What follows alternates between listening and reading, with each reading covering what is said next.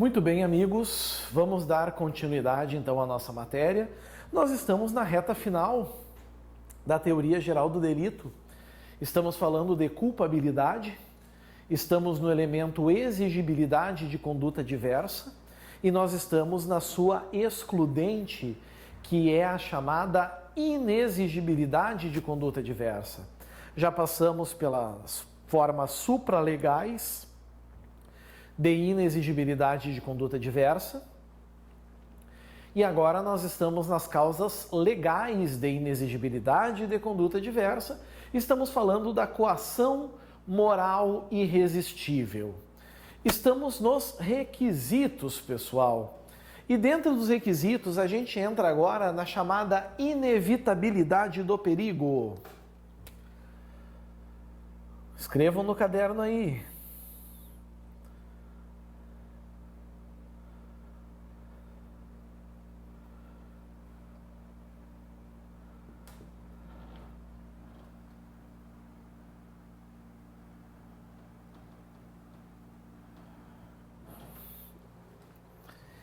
Inevitabilidade do perigo. O que isso quer dizer?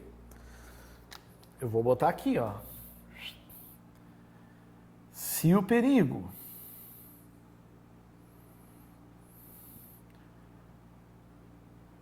puder ser afastado,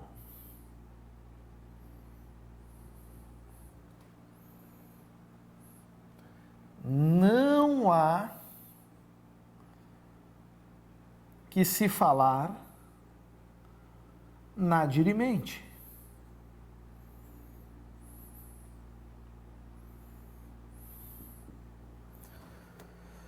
Bom, pouco importa quem é que pode evitar esse perigo. Isso é irrelevante. Talvez o próprio coagido possa evitar esse perigo. Talvez a polícia possa evitar o perigo. Se isso acontecer, não há a coação moral irresistível. Então vocês imaginem, o sujeito está num restaurante, o garçom vai lhe atender, ele diz o seguinte: ou tu me atende de graça,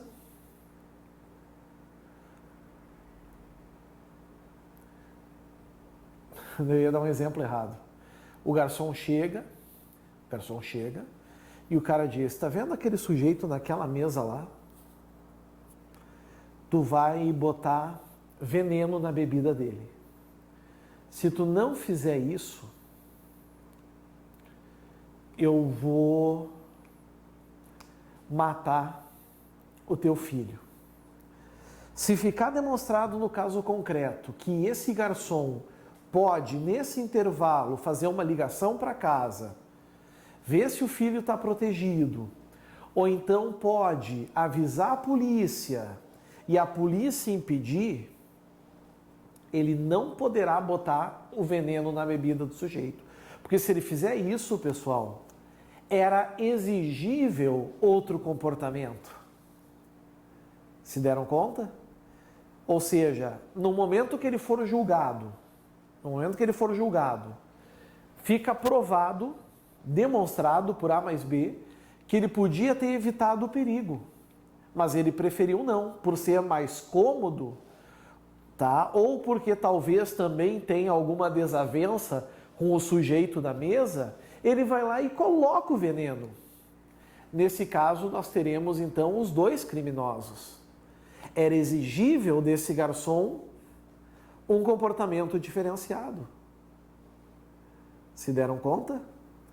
Isso é o que nós chamamos então daí de exigibilidade de conduta diversa.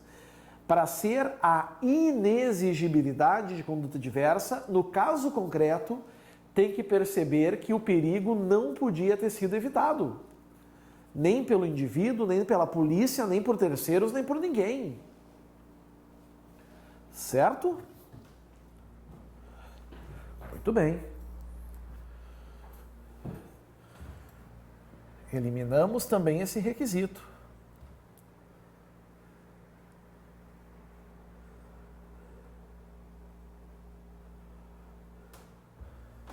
Mais um requisito: o caráter irresistível da ameaça.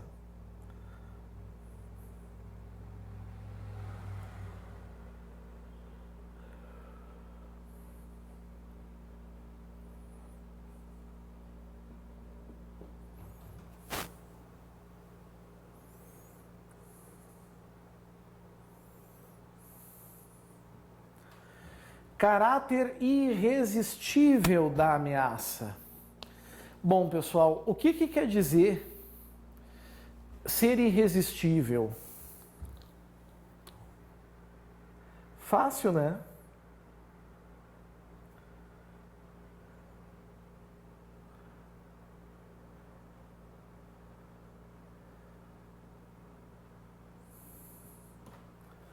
Não há como resistir, não tem como evitar.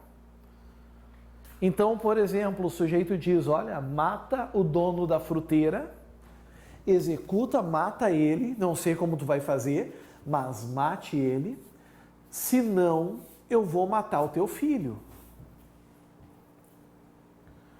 Só que o filho dele está em outra cidade. Existem meios...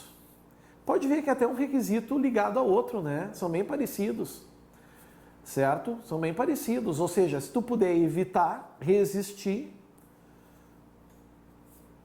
não tem adirimente. A diferença aqui, pessoal, é que enquanto lá, no primeiro, na inevitabilidade, não há coação nenhuma, aqui a coação existe. A coação existe, mas dá para tu refletir sobre ela. Como, por exemplo, pô, mas o meu filho não está aqui, o meu filho está protegido. Então, o indivíduo até pode praticar, mas a chance é difícil. Nesses casos, pessoal, em casos que é possível resistir à coação, o indivíduo, ele não vai estar protegido, abrangido pela dirimente. Certo? Ele não vai ter essa proteção. Por isso que o caráter irresistível, ele tem que ser analisado, vislumbrado,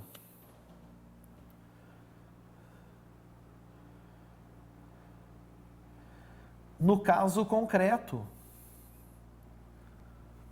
E é importante que os senhores lembrem que nós estamos falando de culpabilidade. Se nós estamos falando de culpabilidade, significa, pessoal, que nós não tomamos por base o homem médio. A gente toma por base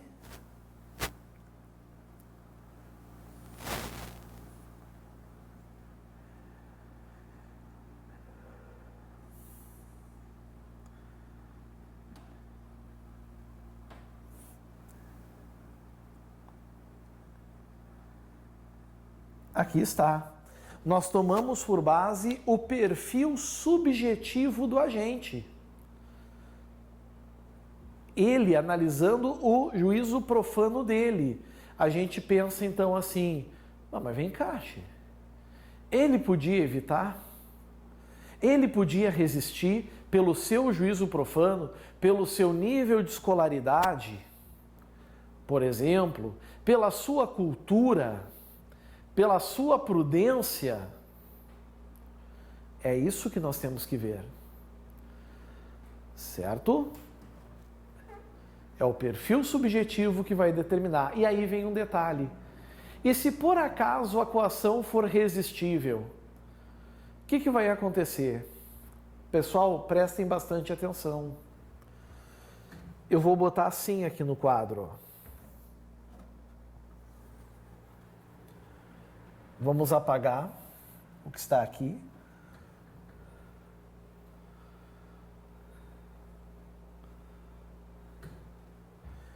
E vamos botar assim.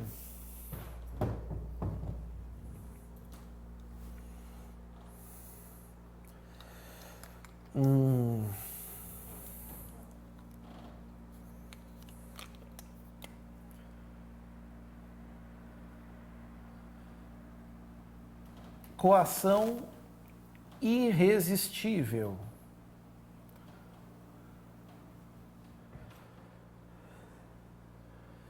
Coação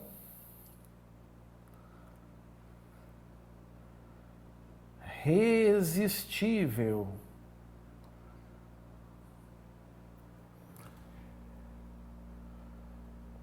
Coator coagido.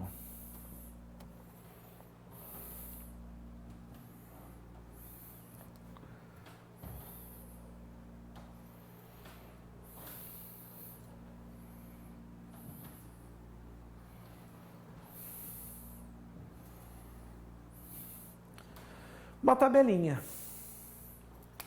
Na coação irresistível, o coator, amigos, responde criminalmente.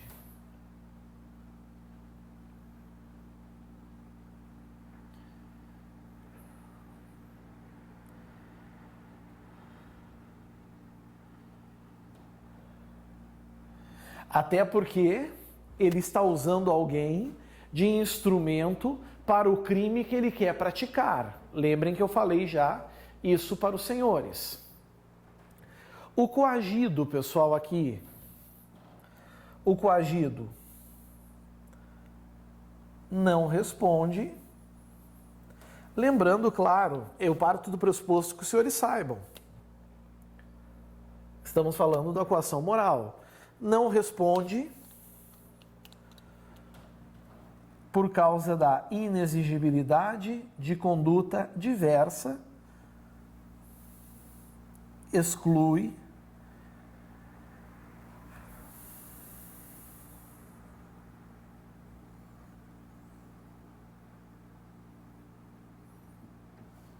aqui está, exclui a culpabilidade, certo? A coação resistível, o coator. Bom, o coator, obviamente,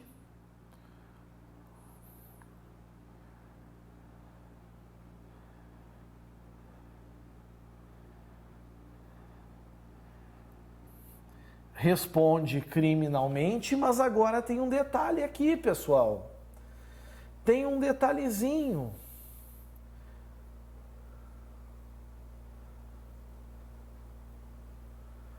Que está previsto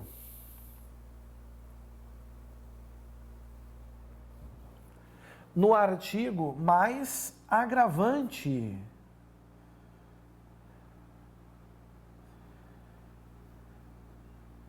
Que está no artigo 62, inciso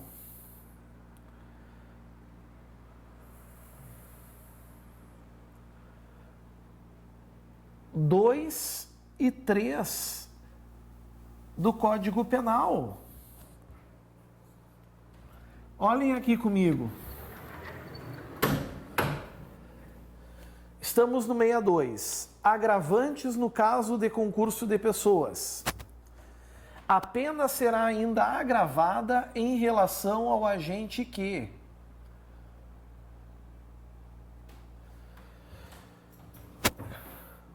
olha o que diz o 2. Coage ou induz outrem à execução material do crime. Ele não fez isso? Então ele vai responder, nesse caso, por essa agravante. Ou 3. Instiga ou determina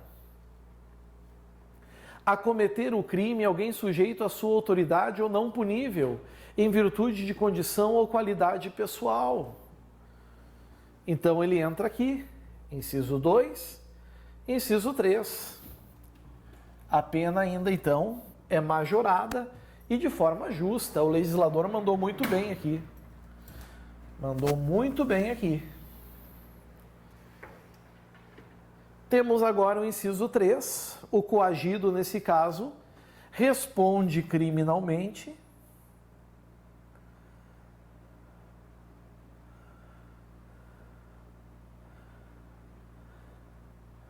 Ah, como o professor não tem excludente? Não, porque a coação aqui é, vejam, resistível. Então ele responde criminalmente, todavia, nós vamos ter uma atenuante genérica. Essa atenuante está no artigo 65, inciso 3, a linha C do Código Penal. O artigo 65 é o conceito de atenuantes.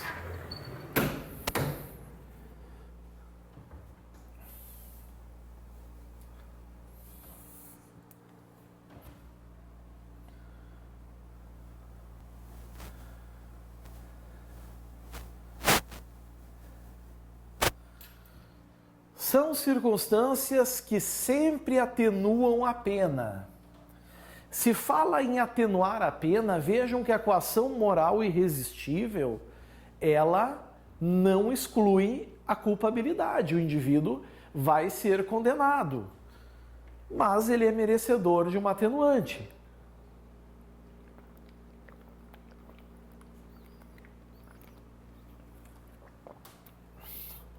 Aí fala ser o agente menor de 21, não é o caso.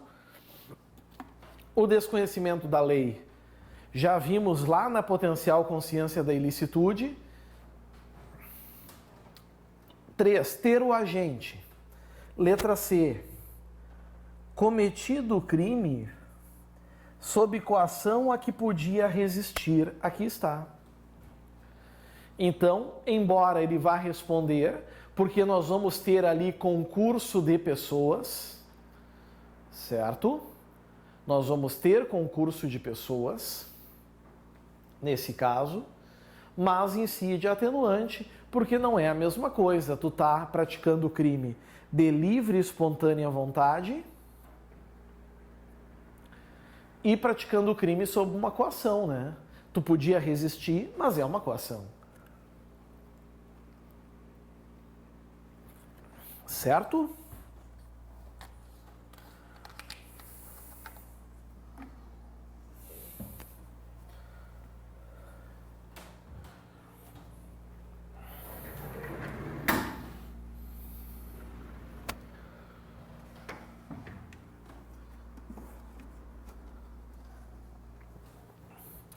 Vamos apagar aqui então.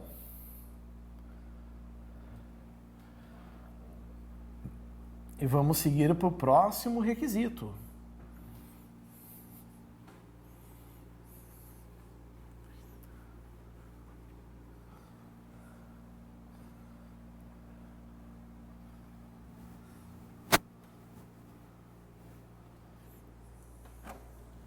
Próximo requisito, né, meus amigos, agora é a presença de ao menos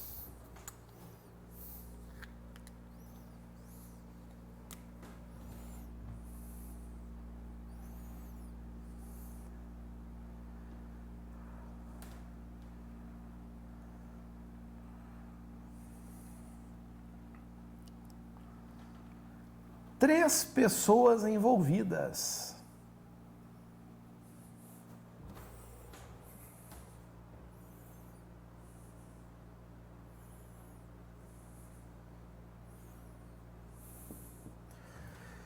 Presença de ao menos 3 pessoas envolvidas.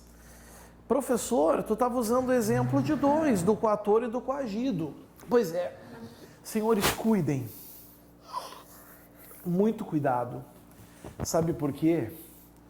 Porque quando eu dei o exemplo de 2 pessoas envolvidas, é porque eu estava falando, querendo explicar o que é o coator, que é aquele que coage, e quem é o coagido, ou o coato, que é aquele que sofre a coação. Mas não dá para esquecer que sempre nós vamos ter um terceiro, que é a vítima. Lembram o exemplo que eu estava com a criança aqui e dizia para o fulano, mata o dono da fruteira, senão mata o teu filho? Nós temos a figura do coator, quem está praticando a coação, o coagido, que precisa fazer algo, e a vítima, que é o dono da fruteira. Se o indivíduo matar o dono da fruteira, é a presença das 3 pessoas no suporte fático, que é o caso da coação moral irresistível. Se deram conta disso? Espero que sim. Ah, professor, e quando tu disse que em vez de matar o dono da fruteira, dá um tiro e mata a ti mesmo, mata o coator. Aí nós temos 2 pessoas, né? Certo? É possível ter apenas com 2 pessoas? Até é possível, pessoal. Percebendo, né, que a coação é muito grande, é muito imensa e a agressão se volta contra o próprio coator por causa do medo do que ele pode fazer contra ti, pode caracterizar. Mas a regra são 3. O exemplo clássico, né? O indivíduo diz para o diretor da empresa, vai, abre o cofre, entrega o dinheiro, porque tem gente lá com a tua família que vai matar a tua família. Estão obrigando o diretor a abrir o cofre e cometer o roubo numa empresa. Tem 3 pessoas? Tem 3 pessoas. O coator, aquele que está praticando, que está determinando a ordem, certo? Está praticando, está determinando a ordem. Nós temos o coagido, que é o diretor. E nós temos a terceira pessoa, que é a vítima, que é a empresa. E é exatamente sobre a vítima que o crime é praticado.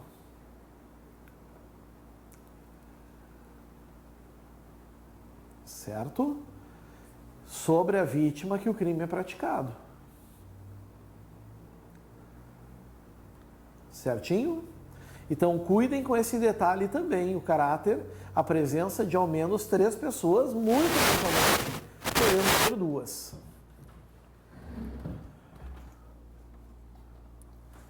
Vencido a letra C,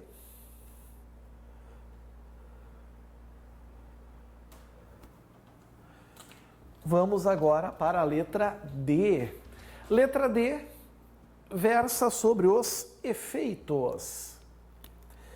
Efeitos da coação moral irresistível.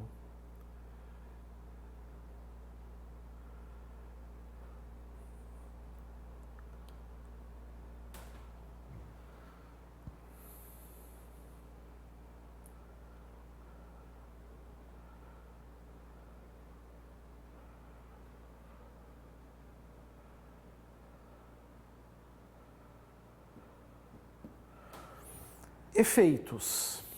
As consequências. Aqui a gente tem praticamente um resumo do que a gente viu. Primeiro efeito, né, pessoal? Tá.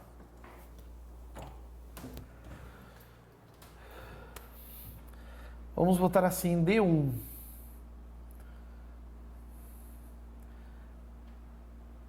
Exclui a culpabilidade.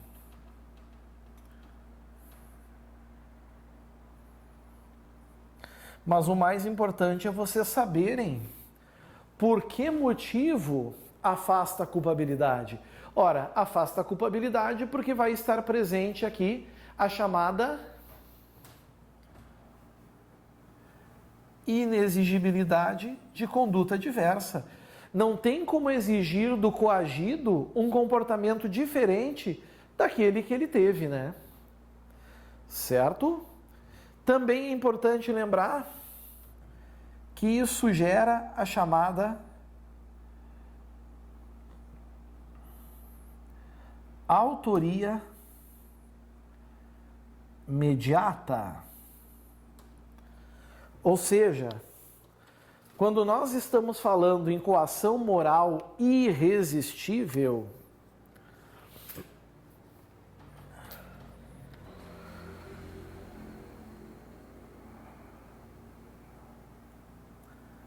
não há concurso de pessoas. Porque o coagido, ele é apenas um instrumento, uma extensão do corpo do coator para a prática de crimes, como a gente chama, né, o chamado longa-manus. Autoria imediata é quando alguém se vale de um terceiro, inimputável ou sem dolo e sem culpa, para a prática de crimes. Nesse exemplo, o coator está se valendo do coagido, certo? Que está tomado pelo pavor, pelo medo, para a prática do delito. Além disso, senhores, é importante lembrar que existe aqui o chamado... Bom, vou botar aqui também como D3. Não há concurso de pessoas.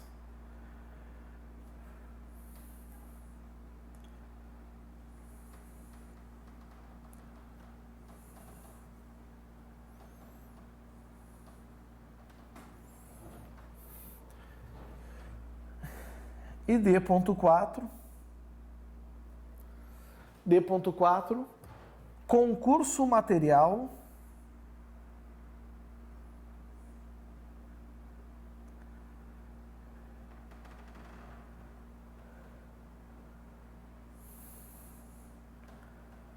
com crime de tortura.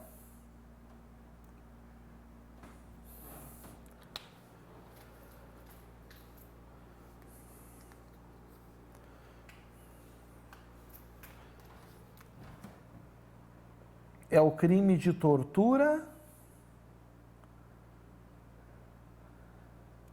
para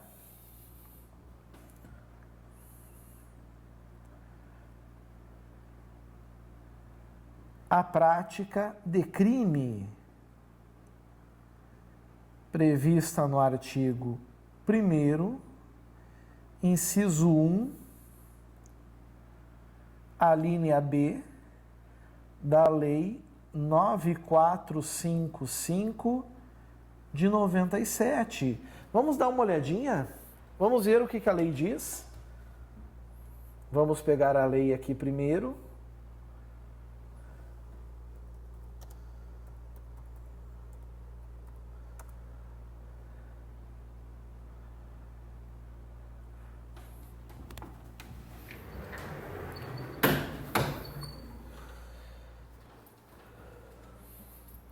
Lei 9455 de 97.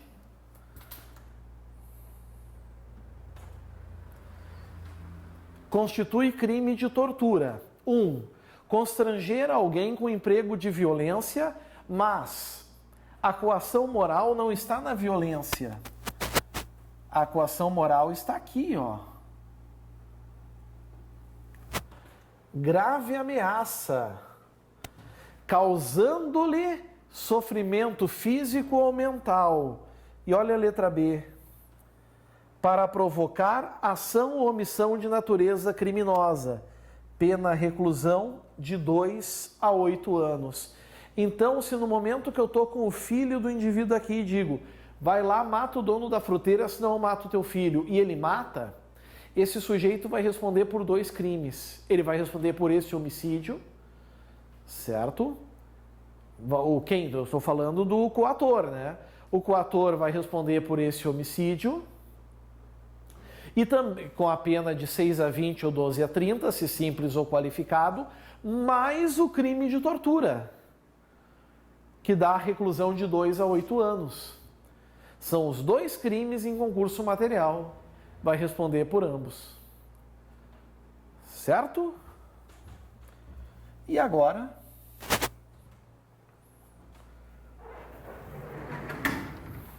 para encerrar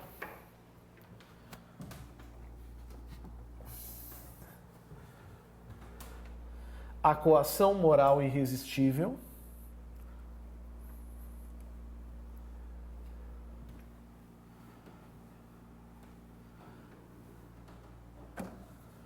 eu preciso falar com vocês rapidinho sobre o chamado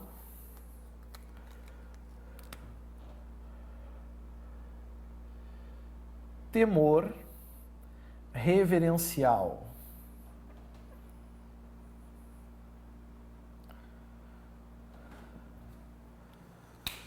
O que seria o temor reverencial? Aqui, prezados, não chega a ser uma coação a ponto de trazer algo muito grave para alguém, mas são simplesmente receios que se dá em relações intersubjetivas. Não tem força, já estou adiantando aqui, não tem força de caracterizar coação moral irresistível. Exemplo, o sujeito diz para um indivíduo assim, olha, tu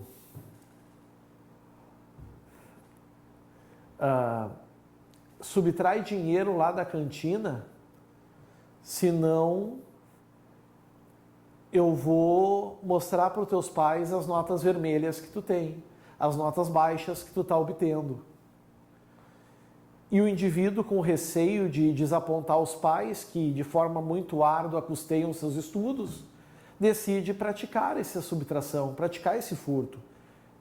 Ele responderá pelo furto, porque isso é um temor reverencial, e o temor reverencial não dá essa força, não dá a possibilidade, certo?